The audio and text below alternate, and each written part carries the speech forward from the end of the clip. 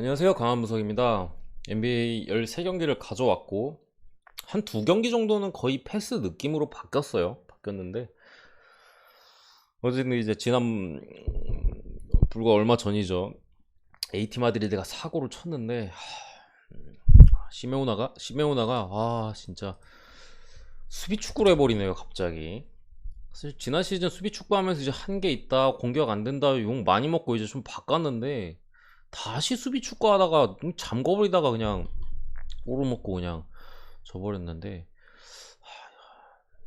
리버풀이 좀 라인업이 너무 세게 나오기도 했고 그래가지고 이제 전반에 간 좀 보다가 이제 후반 시작 때 포르투 0대 0이니까 초반에 공격 좀 하다가 포르투가 바로 후반 초반에 실점했거든요. 그 이후로 그냥 바로 또 잠가버리더라고요.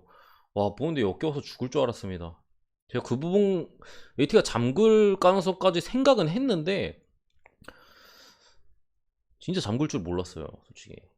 그 부분에 있어서 지난 시즌 욕을 너무 많이 먹고 이제 한계가 있는 감독이다 뭐다 말이 너무 많이 나와가지고 당연히 홈이고 이기려고 들 줄 알았는데, 이기려고 들었으면은 후반 초반에 공격하는 거 봤을 때는 제가 볼 때 밀란 정신 못 차렸을 것 같은데 그거를 감독 명장병 걸려가지고 이상한 짓 하다가 이상한 짓거리 하다가 져버렸네요. 살짝 멘탈이 나갈 뻔 했는데 다시 잡고 분석을 그래도 열심히 해왔습니다. NBA AT 한 폴락 나가지고 좀 속상하긴 한데, 저도 아마 제 영상 보고 베팅하신 분들은 AT 한 폴락 많이 나셨을 것 같은데 어쨌든 NBA로 다시 멘탈 잡고 가보도록 하겠습니다. 클리블랜드 대 피닉스, 마찬가지예요.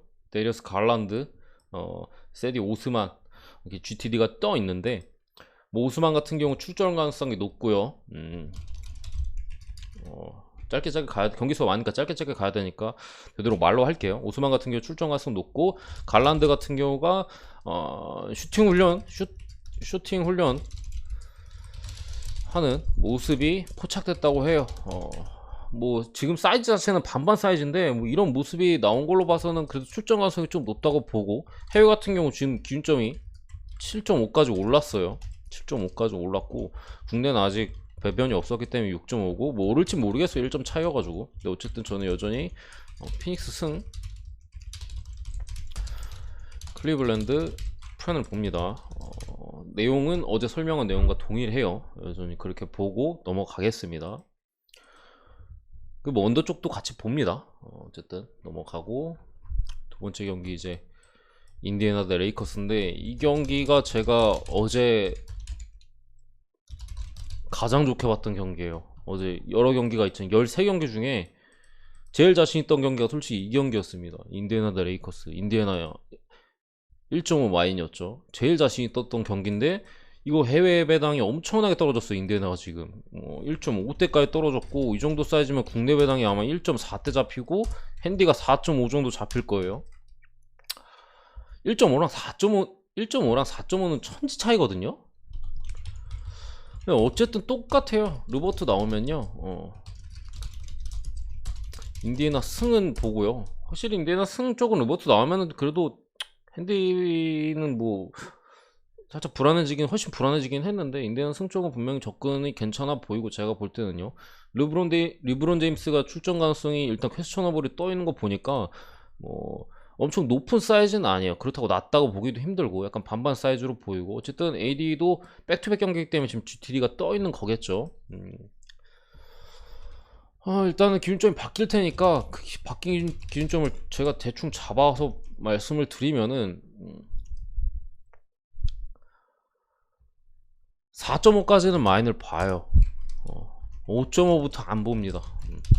5.5부터는 패스하는 게 맞다. 어쨌든 레이커스가 높은 기준점에 반대 프렌을 바꿔서, 사실 프렌이 꽤 괜찮았었거든요. 프렌이 쏠쏠했잖아요. 레이커스 프렌이 최근에 계속 프렌했잖아요. 뭐 7점 받든 6.5 받든. 근데 요경은 그래도 4.5 정도는 일반 승이랑 같이 가져갈 확률이 제가 볼 땐 높아요. 4.5 정도는 아무래도 파작에 만약에 있다고 하더라도 4.5 정도는 그래도 가능성이 있는데, 5.5부터는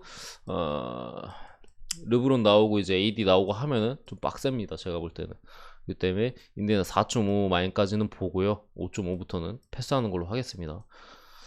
이거 그냥 오늘 바로 이제 주력이라고 공개해버리려 했는데 기준점이 리버트 나오면 이거 주력이다 이렇게까지 말씀드리려 했는데 기준점이 너무 내려갔네요. 올랜도 대 샬럿인데 샬럿을 여전히 보고요. 게리 해리스 안 나오면 7.5 마인까지 볼게요. 해리스가 안 나오면은 어쨌든 이제 뭐 얘 안 나오면 굳이 뭐 제일런 석스나 뭐 프란츠 바그너 이런 애들이 있는데 제가 볼 때 쉽지 않아요 이거 올랜도가.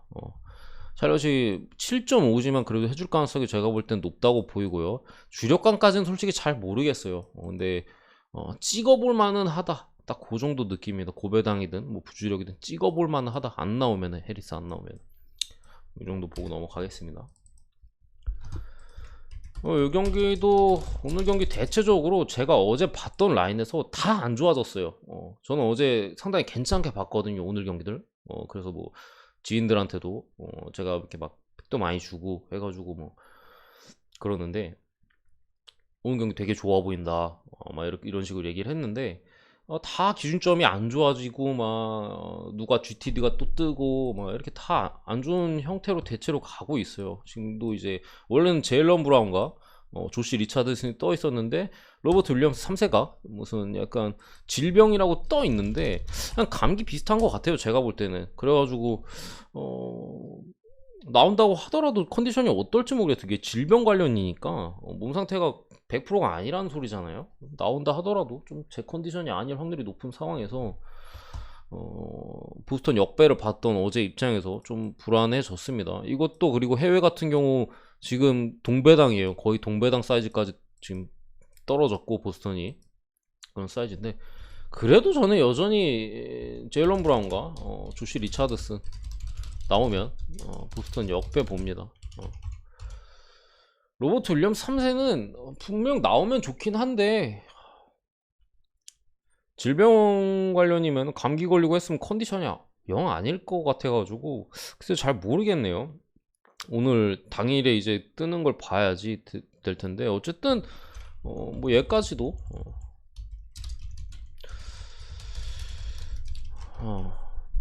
얘는 근데 가로를 좀 칠게요. 얘 둘이 더 중요해 보이니까 제가 볼 때는요.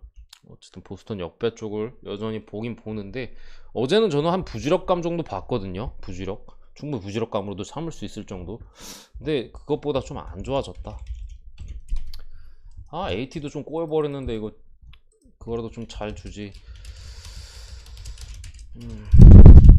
뉴올리언스 대 워싱턴 경기 제 생각은 똑같아요. 워싱턴이 충분히 잡아줄 사이즈로 보고요.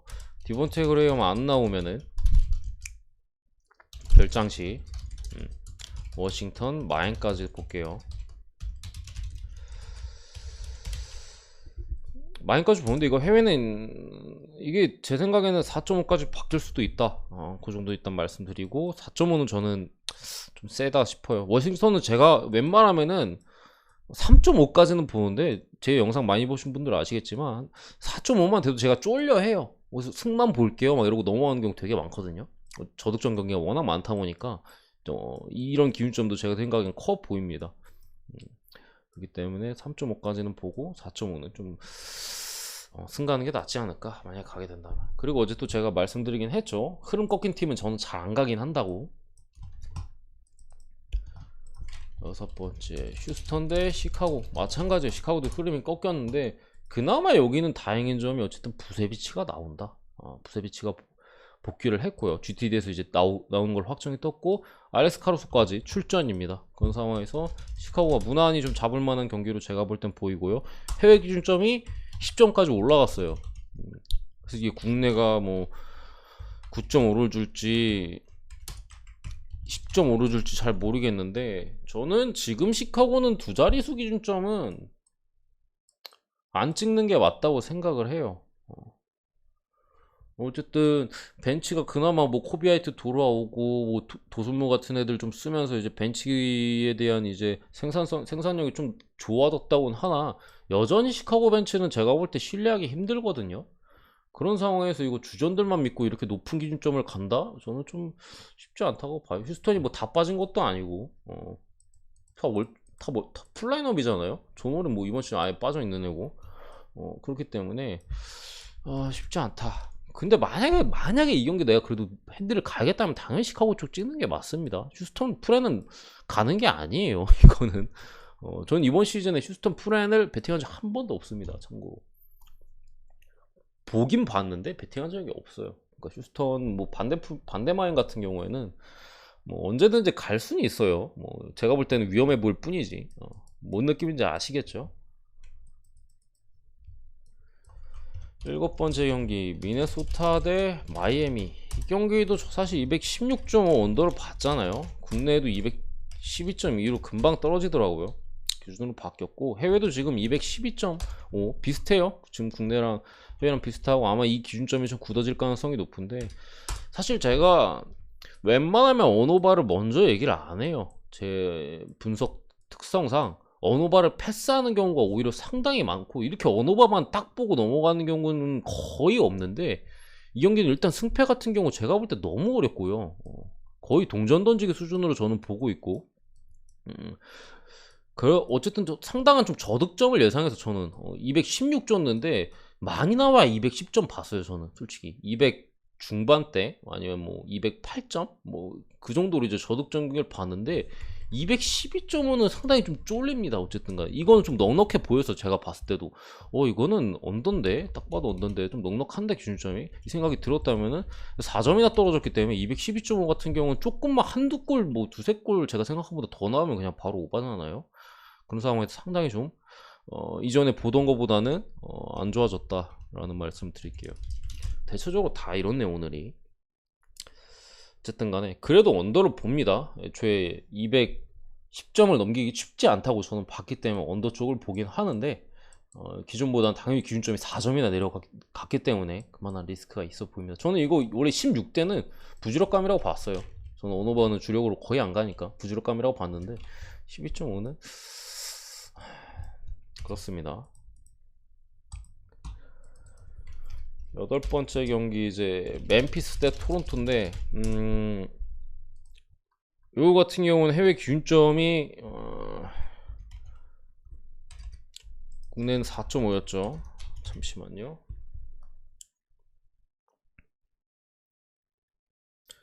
해외는 지금 3이에요. 3으로 좀 많이 그래도 적은 기준점이 좀 많이 좀 올라간 모습이고 4.5 토론토 프렌을 봤었는데 이게 만약에 3.5로 바뀐다? 저는 패스합니다. 4.5까지는 프렌은 괜찮거든요. 근데 3.5부터는 승패가 그냥 핸디가 같이 갈 확률이 상당히 높아요. 4.5야 뭐 양차가 나오거나 뭐 이렇게 해줄 확률상 괜찮은데 잘 비빈다면은 3.5부터는 승이랑 같이 갈 확률이 높기 때문에 이게 만약에 해외 따라서 3.5로 바뀐다면 저는 승패는 패스하고 이게 근데 기준점 같은 경우가 이제 어제 제가 216.5를 봤어요. 그죠? 222.5로 바뀌었어요. 진짜 오늘 뭐 막았겼나? 어떻게 기준점이 하나같이 다 이렇게 안 좋은 쪽으로만 흘러가죠? 근데 다시 해외가 217점대로 떨어졌어요. 떨어졌다. 그래서 국내도 이거 222.5까지 올랐다가 다시 떨어질 가능성이 높아요. 뭐 216.5를 다시 줄 수도 있고 17.5로 바뀔 수도 있는데 딜런 브룩스 나오면은 뭐 아누노비까지 나오면 좋겠죠. 오바 봅니다. 이렇게 바뀔 거로 대충 예상을 할게요. 이렇게 써는 게 낫나? 어쨌든 18까지 오바 봅니다. 18까지 출전 시. 뭐 아치우나 버치는 상관없어요. 얘는 상관없고 아누노비 그리고 딜런 브룩스 얘는 둘만 출전 시에 오바 봅니다. 제가 볼 때는 220점 정도는 찍을 만한 경기라고 저는 보고 있어요. 출전한다면은. 다음 번째 경기 샌안토니오 대 애틀란타. 이 경기에 대해서 제가 불안한 점은 단 하나예요. 배당이 생각보다 높다. 이거 말고는 딱히 불안한 게 없습니다. 배당이 왜 이렇게 애틀란타가 잘 줬죠? 1.4나 줬네요. 제 생각엔 1.3대를 줬어야 맞는 것 같은데 그리고 핸디도 최소 4.5 내지 5.5, 4.5, 5.5 이 정도 받았어야 되는 것 같은데 좀 제 생각보다 높다. 이거 하나가 좀 걸림돌이긴 한데 어쨌든 최근에 샌안토니오의 뭐 페이스나 뭐 이런 거를 보면은 애틀란타 쪽에 보는 게 저는 맞다는 생각이 여전하고요. 애틀란타 마인까지 봅니다. 제 생각엔 괜찮아 보입니다. 딱 괜찮아 보이는 정도. 다만 이제 배당이 생각보다 높고 해서 좀 쎄한 부분은 있긴 해요. 다만 해외 배당 같은 경우도 뭐 오르락 내리락 하다가 거의 비슷하게 가는 흐름이고 떨어지질 않아요. 애틀란타 그런 거 보면은 찍기가 싫지 그런 느낌입니다. 근데 어쨌든 저는 괜찮아 보입니다. 애틀란타.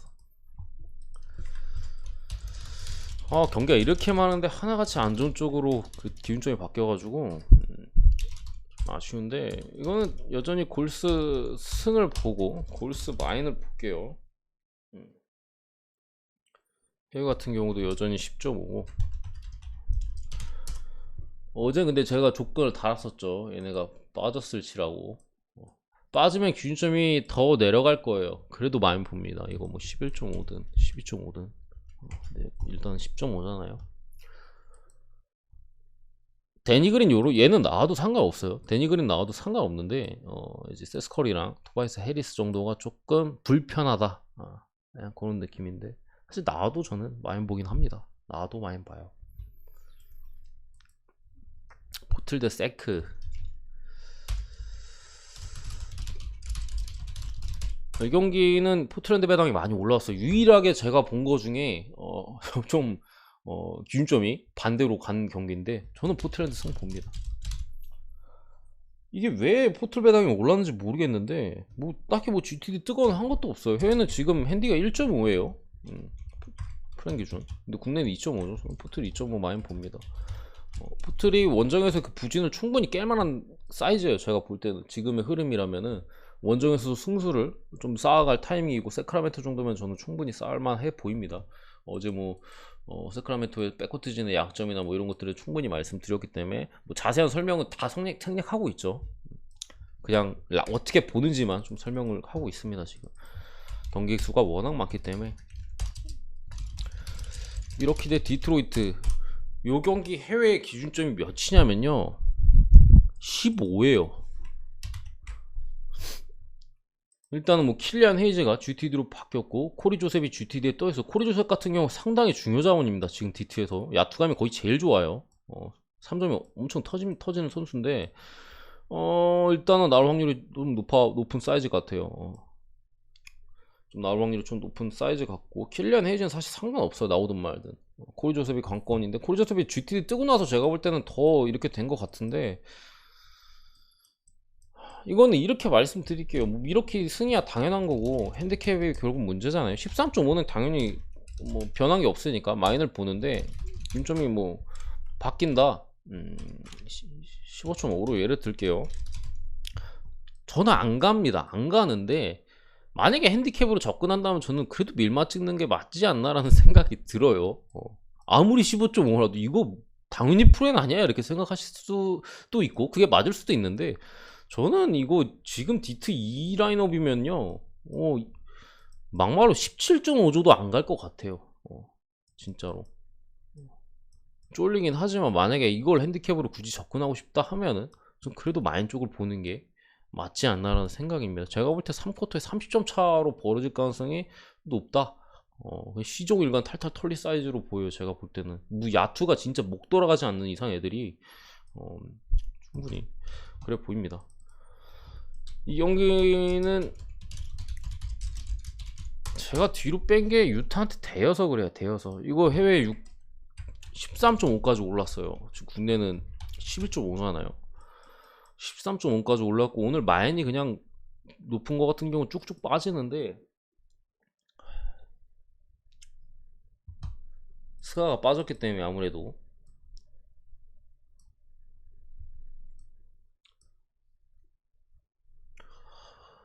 너무 높다. 근데 이거는 원정인데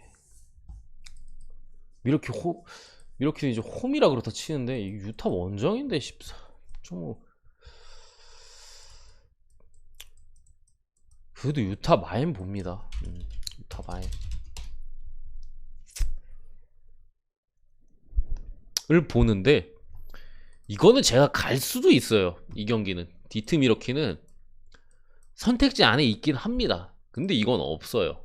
그 정도로 말씀드릴게요. 무슨 느낌인지 아시겠죠? 유타 마인을 보긴 하는데 이건 죽어도 안 간다 나는. 마인을 보긴 하는데 근데 이거 같은 경우는 갈 수도 있다. 약간 이런 느낌이에요. 뉘앙스로 말씀드릴게요 그냥. 마인을 안 보기 힘들어요. 이거 스가가 빠졌기 때문에 아무리 기준점이 높아도 마인을 안 보기 힘든데 어쨌든 유타 같은 경우에는 전 유타보다는 지금 와서는 미러키가 더 믿을만해 보입니다. 어쨌든 간에 미첼이 골밑 돌파가 안 되는 건지 못하는 건지 모르겠는데 돌파 득점이 최근 경기에서 많이 안 나고 있고 무리하게 3점만 던지고 있거든요. 3점이 뭐예요? 안 들어가면 그냥 결국 포지션 넘겨주는 거잖아요. 근데 미러키는 이제 3점 던질 애들도 충분히 있고 그냥 뭐 미드레인지 게임 가져갈 애도 있고 그냥 골밑 탈탈 털어버린 애들이 있고 무난하게 좀 득점을 가져갈 애들이 더 많다. 이런 부분에서 제가 볼 때는 미러키 쪽에 안정감이 좀 더 있지 않나 싶어요. 균점이 더 높더라도 홈이기도 하고요. 그래 보입니다. 어쨌든 간에 어제 봤던 것보다는 상당히 좀 불리한 기준점을 가지고 뭐 보스턴 경기 같은 경우 이제 결장자도 마찬가지고 그런 조건에서 하기 때문에 상당히 조금은 조심스러워졌습니다. 저 같은 경우 어제 같은 경우만 해도 자신감 만땅이었는데 사실 살짝 조심스러워졌고 조금 더 고민을 하고 커뮤니티 게시판에 제가 뭐 제 의견이나 여러 가지 추가로 남길 게 있으면은 남겨드리도록 하겠습니다. 구독과 좋아요 한 번씩 부탁드리고 감사합니다.